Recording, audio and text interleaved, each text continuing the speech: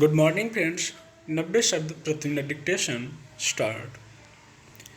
भारत और जापान के बीच बढ़ते संबंधों की जितनी सराहना की जाए कम होगी। जापान के प्रधानमंत्री फुमियो किशिडा की पहली भारत यात्रा अपेक्षा अनुरूप ही बहुत फलदायी रही है। दोनों देशों के बीच परस्पर विश्वास, इनके बीच होने वाले व्यावसायिक, तकनीकी, सांस्कृतिक, रणनीतिक समझौतों में साफ झलकता है। कुछ ही देश हैं जिनके प्रति भारतीयों को स्वाभाविक लगाव है।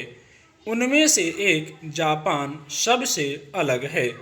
दोनों देशों के बीच व्यापार की मात्रा उम्मीद और लक्ष्य के अनुरूप बढ़ती जा रही है, तो कोई आश्चर्य नहीं।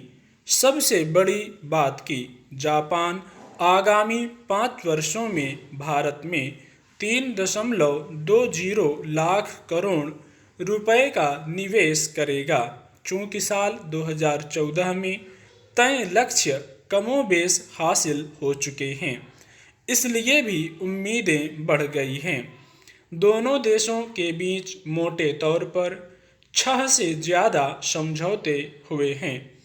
तकनीकी, व्यवसाय, पर्यावरण, साइबर सुरक्षा इत्यादि के स्तर पर भी भारत को फायदा होने वाला है।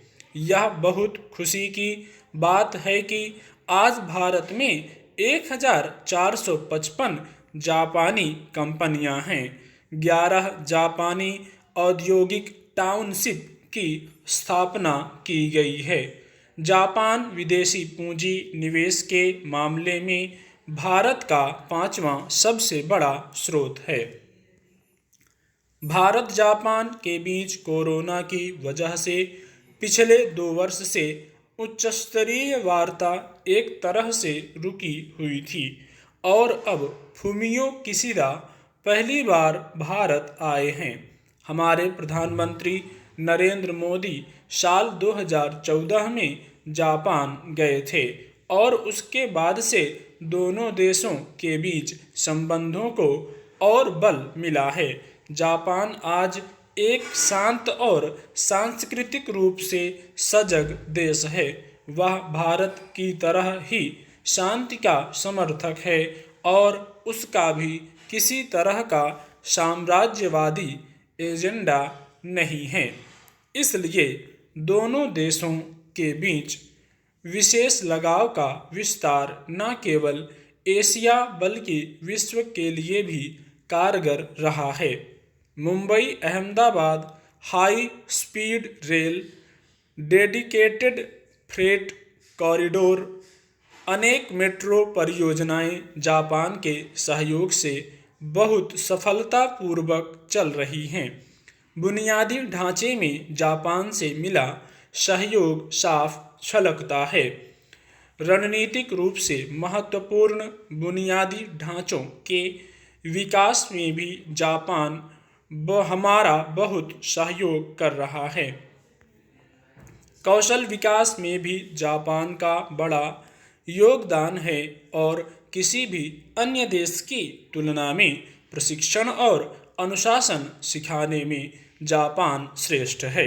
जापान हमें न केवल उदारता से ऋण देता है, हमें विकास करना भी सिखाता है।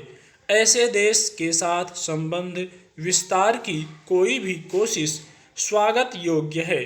भारत को रणनीतिक रूप से भी जापान को संदेश देते रहना चाहिए। जापान विगत कुछ वर्षों से ब्रिक्स की तरफदारी कर रहा है। इसी साल के अंत में ब्रिक्स शिखर सम्मेलन के लिए मंच तैयार हो रहा है। यह आयोजन चीन में होना है। जापान चाहता है कि भारत इस सम्मेलन या सहयोग योजना में शामिल हो, लेकिन अब भारत ने यह साफ कर दिया है कि जब तक सीमा विवाद नहीं सुलझ जाता तब तक चीन के साथ संबंध सामान्य नहीं हो सकते। स्टॉप।